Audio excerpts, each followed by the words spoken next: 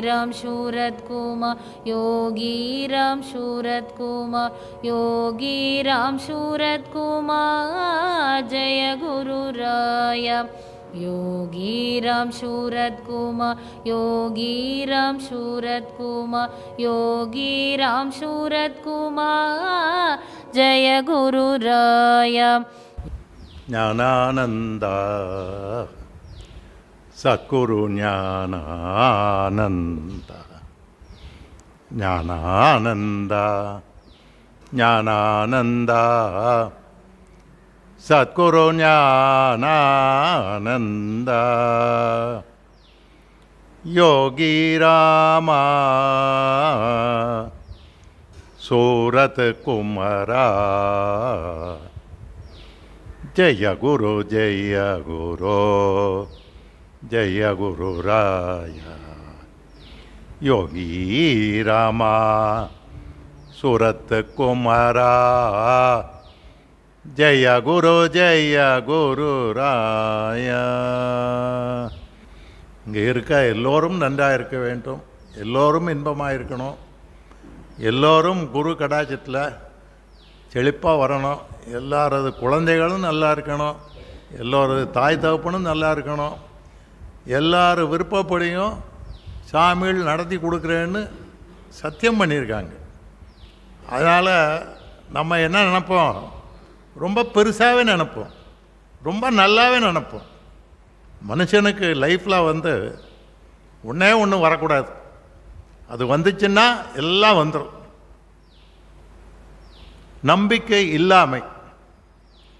நம்ம எதை நம்புகிறோமோ அது நமக்கு கட்டேஜி வரைக்கும் துணை இருக்குங்கிறது எந்த விதத்துலேயும் சந்தேகமே கிடையாது. ஃபார் எக்ஸாம்பிள், இது ஒரு காடு தான், இது ஒரு தோட்டம்தான்.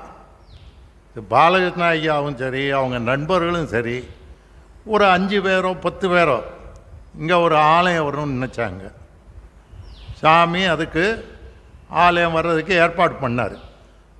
சாமிகிட்ட வர்றோம், சாமியால் பலன் பெறுறோம், தான் பெற்ற பலனை இந்த சமுதாயத்தில் இருக்க எல்லாரும் பெறணுங்கிற ஒரே எண்ணம்தான் பாலகிருஷ்ண ஐயாவுக்குள்ள மனத்துக்குள்ளே புகுந்து அவர் நண்பர்களோட கொஞ்சம் பேசி, பணம் இருக்கா இல்லையாங்கிற பிரச்சனையே கிடையாது. நீங்கள் எல்லோரும் தெரிஞ்சுக்கோங்க, இந்த காரியம் ஆரம்பிக்கிறதுல எங்கேருந்து பணம் வரும், இந்த கட்டடம் எப்படி நடக்கும்னு அவருக்கு கண்டிப்பாக தெரியாது, இல்லை அவங்க கூட இருக்கவங்களுக்கு கண்டிப்பாக தெரியாது. ஒரே ஒரு நம்பிக்கை, நம்ம நல்ல விஷயம் நம்ம ஆரம்பித்தா கடவுள் துணை இருப்பார், இது ஆரம்பித்தா இதனால் இங்கே இருக்க சமுதாயம் எல்லாம் பலன் பெறும் அப்படிங்கிற எண்ணமும் நம்பிக்கையும் அவருக்குள்ள அதீதமாக இருந்ததுனால தன் தகுதி இருக்கா இல்லையா எதையுமே பார்க்காம அந்த கடவுளை மட்டும் நம்பி இறங்கினார். ஆலயம் கட்டினார், முடித்தார். அதோட நிப்பாட்டலையே. நீங்கள் பாருங்க, சாப்பாடு கூடன்னு கட்டுறாரு. வந்துட்டு போகிற சாதுக்கள் இல்லை வறியவர்கள் இல்லை வயசானவங்க வந்து தங்கன்னா அதுக்கு கட்டுறாரு. இப்போ பார்த்தா அதுக்கு முன்னாடி ஒரு வால் வேறு வந்திருக்கு, அங்கே வேறு ஏதோ கட்டிக்கிட்டு இருக்கீங்க. இதுக்கெல்லாம் பணம் எங்கே வருதுன்னு யோசிச்சு பாருங்க. முயற்சி அடையார் இகழ்ச்சி அடையார். நமக்கு நல்லா படிச்சிருக்கோம், இவ்வளோ பெரிய கட்டடம் கட்டணும்னு இப்போ நினச்சி அவர் சொந்தமாக அவர் வீட்டுக்கு கட்டணும்னு நினச்சா கட்ட முடியாது. இந்த மாதிரி தங்குற இடம் கட்டணுன்னா கட்ட முடியாது. இப்போ இன்னும் ஒன்று கட்டுறாரு, அதுவும் தங்குற இடமா தான் இருக்கும். அப்படி தானேயா? இதுக்கு முன்னாடி கட்டுறீங்களே ஆயுர்வேத மருத்துவம். சரி, இங்கே உள்ள பொதுமக்கள்லாம் மருத்துவத்தில் பலனடையட்டும் அப்படின்னு கட்டுறாரு. எத்தனை பேரால் முடியும்? எத்தனை பேர் அந்த மாதிரி யோசிக்க முடியும்? பாலகிருஷ்ணன் அதுக்கு தகுதியானவரா? தகுதியானவர்னு அவர் நம்புகிறாரு. அந்த நம்பிக்கையை அவருக்கு கொடுக்கறது யோகி ராம் சூரத்குமார். யோகி ராம் சூரத்குமார் அந்த நம்பிக்கை கொடுக்கறது சர்வ வல்லமை பொருந்திய பகவான் ஈஸ்வரனாக இருக்கட்டும், கிருஷ்ணராக இருக்கட்டும், முருகனாக இருக்கட்டும், அவங்க துணை இருந்து அந்த அருளை நீ பண்ணு, நான் பார்த்துக்கிடுறேன், நீ செய்ய, நான் பார்த்துக்கிடுறேன். எவ்வளோ பேர் இந்த மாதிரி ஆரம்பிச்சிருக்காங்க, எவ்வளோ இடங்கள் ஆசிரமம் நடக்குது, எல்லாம் இதை மாதிரி நடக்குதுன்னு தெரியுமா உங்களுக்கு? ஏன்னா நான் நிறையா பார்த்துருக்கேன். நிறையா பேர் செய்கிறத பார்த்துருக்கேன். எங்கே போனாலும் சுயநலம் முதல்ல வந்துடுது. எங்கே சுயநலம் இல்லையோ அங்கே பொதுநலம் கண்டிப்பாக வந்துடும். அந்த பொதுநலம் வர்றதுக்கு எடுத்துக்காட்டு தான் இன்றைக்கி ஞாயிற்றுக்கிழமை இவ்வளோ பேர் கூடியிருக்கீங்க. இது உங்களுக்கு தெரிஞ்சோ தெரியாமலோ நீங்கள் வாழ்க்கையில் பண்ண புண்ணியமோ இல்லை உங்கள் பாவங்களை போக்குற இடமோ உங்களை சாமிங்க கொண்டாந்து சேர்த்துருக்கு. அதனால் நம்ம படிச்சுக்கிற பாடம் வாழ்க்கையில் முதல்ல நம்பிக்கை. அந்த நம்பிக்கை அது நல்ல காரியம்னா தைரியமாக நம்ம இறங்குறது.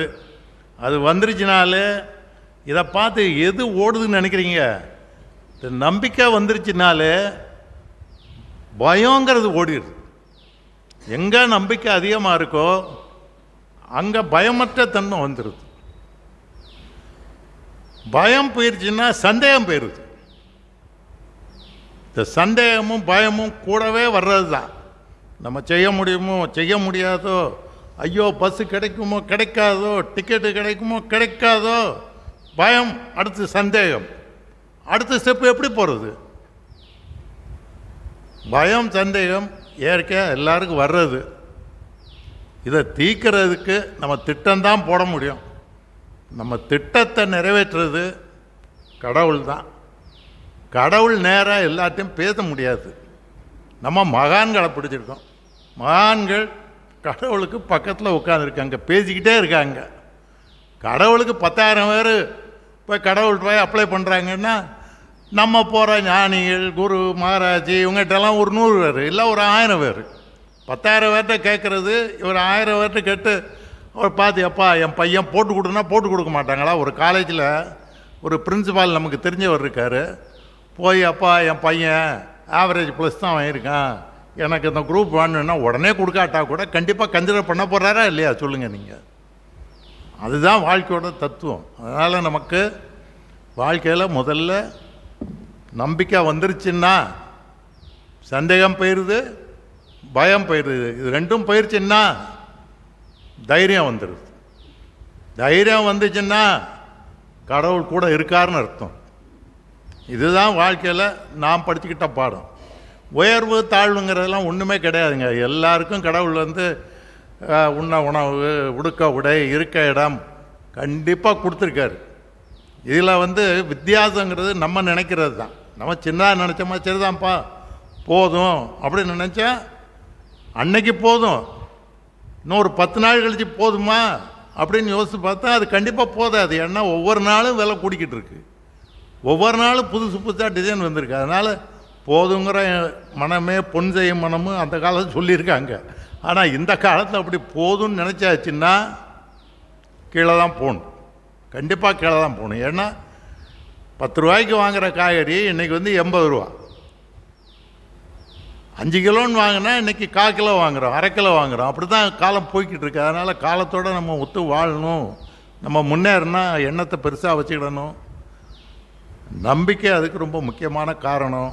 இந்த மாதிரி சத்சங்கம் கூடுறதெல்லாம் நம்ம நம்பிக்கையை மேலும் மேலும் கன்சாலிடேட் பண்ணி நம்ம வாழ்க்கையில் முன்னேறதுன்னு முடிவு பண்ணியாச்சா பெருசாகவே முடிவு பண்ணுங்க. நம்ம தானே முடிவு பண்ணுறோம். அது எதுக்கு சின்னதாக கொஞ்சம் கொஞ்சமாக முன்னேறது பரவாயில்ல. ஆனால் நம்ம 10 படி ஏறுனா 10 படி ஏறணும்னு நம்ம நினச்சிட வேண்டியது தான். திருப்பதிக்கு நடந்து போகணும்னு நினைக்கிறவங்க தானே நடந்து போகிறாங்க. எல்லோரும் எப்படி போக முடியுது? நடந்து போகிறது மனுஷங்க தானே. எத்தனை படி ஏறணும்னா பார்க்குறாங்க. இன்னும் எவ்வளோ பேர் நடந்து போகிறாங்க, எவ்வளோ வெயிலாக இருந்தாலும் நடந்து போகிறாங்க. அதனால் முடியும் அப்படின்னு நினச்சாச்சு, நம்பிக்கை வந்துருச்சுன்னா வாழ்க்கை நட்டந்தே தீரும். அதில் ஒன்று கூட வித்தியாசமாக வரவே செய்யாது. ஆனால் ஏற்றத்தாழ்வுகள் இறக்கும், ஏற்ற இறக்கங்கள் இருக்கும். நம்ம நினைக்க வேண்டியது நம்ம வாழ்நாளில் இன்றைக்கி இருக்க நிலைமை என்ன, நம்ம போன வருஷம் எப்படி இருந்தோம், நம்ம சின்ன வயசில் எப்படி இருந்தோம், இன்றைக்கி நம்ம எப்படி இருக்கோம். அதுக்கு நம்ம கடவுளுக்கு நன்றி சொல்ல பழகிட்டோன்னா நமக்கு வாழ்நாளில் ஒன்று கூட குறைய வராது. அப்படிங்கிற சின்ன வேண்டுகோளோட எல்லோரும் நம்பிக்கையோடு இருப்போம். எல்லாரும் குருநாதரை கைப்பிடிப்போம். எல்லாருக்கும் அவர் ஒத்தாசை பண்ணுவாருன்னு நம்பிக்கையோட எல்லோரும் நல்வாழ்வு வாழ்வோம். யோகிராம் சூரத்குமார் மகாராஜுக்கு ஜெய்.